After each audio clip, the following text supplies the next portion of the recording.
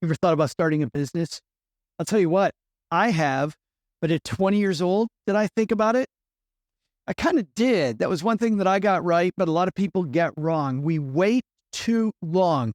We went to a place called Camp Fi, and I got to interview a gentleman named Adrian with my friend Roger Whitney, the retirement answer man, about his journey. And this is amazing what Adrian did. Let's take a listen. But before we get to that, make sure that you subscribe to our channel to get more videos like this. Hit the like button after you hear what Adrian is talking about. And third, smash that bell so that the next time we make a video like this, you get notified. All right, let's listen to us from Denton, Texas with Adrian. Let's listen. Let's meet another freak here. Come on up, Adrian. Come on, Adrian. Hello, hello. Adrian, you and I were talking earlier about this. Mia talked about how money was in her family. They talked about money all the time. You didn't have that. I didn't have that. Not exactly, no. You said the reason your family talked about money is because you push them to talk about money. I asked them all the questions. I said, so how much do we make and how much does the house cost? And yeah, I asked the questions. Did they want to answer those? Not exactly, but if you that's ask pretty enough. intrusive. How old were you when you started asking those questions? Shit, I couldn't tell you an age. For sure in high school. I was asking all the questions in high school. Okay, let's set the bar here. How old are you now? I'm now 22 years old. Awesome. And what is your business?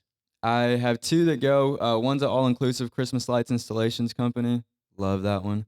The other one is lawn care, landscaping, tree trimming, and then some small landscaping stuff that we do. Obviously, not as much love for that one. Not as much love. No, it's hot in Texas. And you're in San Antonio, right? Yes, sir. San Antonio, Texas. Yeah. So when did the business start? Tell us about your business journey then. If your family doesn't talk about money, it must be hard to convince parents and family that you're going to become an entrepreneur. When did the entrepreneurship start? When did this business start? Oh, let's start with entrepreneurship. This sounds good. I have horses, and I used to have to shovel up the horse poop. I learned that horse poop was good fertilizer. So I said, hey, Dad, we need to get those feed bags. I'm going to put horse poop in the fertilizer bags, and can you sell them to people that work for $5? You told your dad, I want to sell horse poop. I sure did. It worked. What did your dad say? He said yes, apparently. He said yes, and he called me an entrepreneur. And he said, you're going to be my little entrepreneur.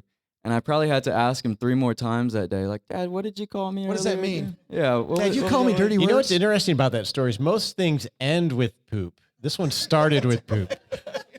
Right. Oh, yeah. So how old were you when that happened? Shoot. That one I was for sure, I was probably 3rd grade, maybe 4th grade. Okay. And then this business, when did you start doing? It must have started with landscaping, like mowing lawns. So I was in college. I was a sophomore in college. And my buddy goes, hey, Adrian, I have a friend back home. He does Christmas lights installations. We need to do it next year. And I was like, hey, man, I'm broke. We need to do it this year. Like, it needs to happen now. So we started it. We did that real quick. Christmas was done. We made like $2,000. Paid for my rent, got some pizza. It was a good time, right? After that, we were locked into leases. I ended up dropping out of college. I was a business management major, knowing I was going to start my own business anyways. But dropped out of college. Leases stayed for a year. So then we started cutting grass. I cut grass when I was in middle school, high school. So I was like, I know how to cut grass. We got this. Did that. After our leases ended up, we went our separate ways. He went up to Dallas. I went back home to Mom's house. Great time, by the way. Cooking was great. I went from having to eat pizza every day to she was cooking meals, and I was like, yo, do I have to pay you for this now? Like, this is nice. Did you? I cut the grass, and I put up her Christmas lights, so in a way, yeah. Nice, so you did there. This is like parents as private equity firms. That's this right, is right. yes. They're supporting you. Investors. They're an incubator. Investors, yeah. For sure. But about 20 years old is when I started this one. Awesome. And now the business is going, it sounds like very well. Tell us about hanging Christmas lights. How did you start finding customers? So I ended up going to a course. I saved up a bunch of money for lawn care whenever I got back home. Told my parents, hey, I have this guy on YouTube I watch. It's like a $3,000 course in North Carolina. His name is Jason Guyman. I got to shout that guy out. Great dude. So I drove from San Antonio to North Carolina, stayed there for a week, came back home, used my notes, 18 by 24 yard That's signs. amazing. Wait a minute. So I just want to back up here because this is pretty incredible. So you want to know how to hang Christmas lights. You go to YouTube University, you find somebody who's the expert in it, and you just like cold call them. You write to them. No, he had a course already set up, so I knew I could go to the course if I had $3,000 and a way to get there. Okay. So Sure. I drove from San Antonio to North Carolina to do the course. Got the course. The youngest one there, everybody was looking at me. I learned. I was in the front. Got all my notes. Came back home. How many people were in this course? So he does about 4 of them. In this case, so it's probably at least like 15, 25 people. Just one room, and then other side he has the actual setups of like pictures of roofs, how to install the lights. We learned everything from custom cutting lights to bulbing and clipping to electricity stuff to how do you sell to how do you everything was all in this course. You know, you and I are about the same age, Joe. We were his age. And you know what words come into mind again? Beer. That and ding dong. That is one thing that I've noticed in Camp FI. I look around the room here and I am just blown away at how informed they are. And I think of myself at their ages and I'm like, ding dong. Adrian, now there's hanging Christmas lights, but then there's the business. And a lot of times if you read some of the good business books out there, like the E-Myth as an example, you see the people's businesses don't fail because they're bad at it. They fail because the systems don't get in place. You were telling me earlier that you're really now working on the back end of your business and working on that piece to make sure you can scale. For sure, yeah. There's a time where a customer would text me one thing and I'd type the whole paragraph and I'd send it. And 3 days later, another customer would ask me the same thing and I would type the whole paragraph and send it. So just like, that was year 1. Year 2, I decided, hey, if I've been asked this question at least twice, 3 times, I'm going to put it into a note.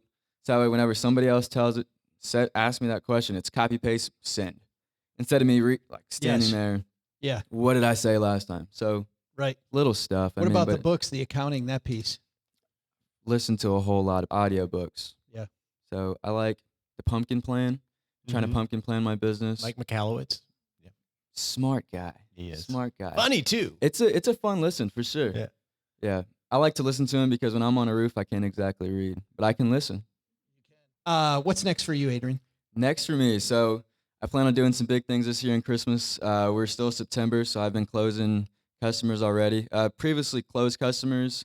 So now just getting back in contact with them, getting them back on the schedule for this year. The plan is to get a duplex to house hack later on this year, ideally around January, February. Awesome. I'm going to make it happen. Last question. How has being a part of Sheiks Freaks helped you? I love it. Great community to be a part of. If you're our age or if you're an older parent, and maybe not older parent, but if you're a parent and you have some kids that probably younger than Roger's age. If you could see Roger right now, he looks like a young, great-looking dude. Okay? Nice. Yeah, baby. I love this. You're my son. I'm adopting you. I'll take it. But anybody 14 to 25, go to sheeksfreaks.com, go to Sheiks Freaks on Instagram, and come and join us. He's got his marketing down for you, Dan. Adrian, big hand for Adrian, everybody. Nice job. There's so many lessons there. The power of starting early, the importance of going to industry conferences. He did that right away, so he knew what mistakes he might be stepping in. The way he talks lovingly about his current customers, the people that he's already closed versus getting new ones, him knowing all of his numbers. Some great lessons when you start off on your journey. Follow this video, by the way, with a book called The E-Myth. Fantastic book. Highly recommend it if you're thinking about going on this entrepreneurship journey. Hey, for more videos like this, make sure you subscribe to the video, like it. Tell us in the chat what you think about Adrian. Let's get a conversation started so that if you're worried about entrepreneurship, we can help you get there sooner. I'm Saul-Sehy. See you back here next time. Stacking Benjamins.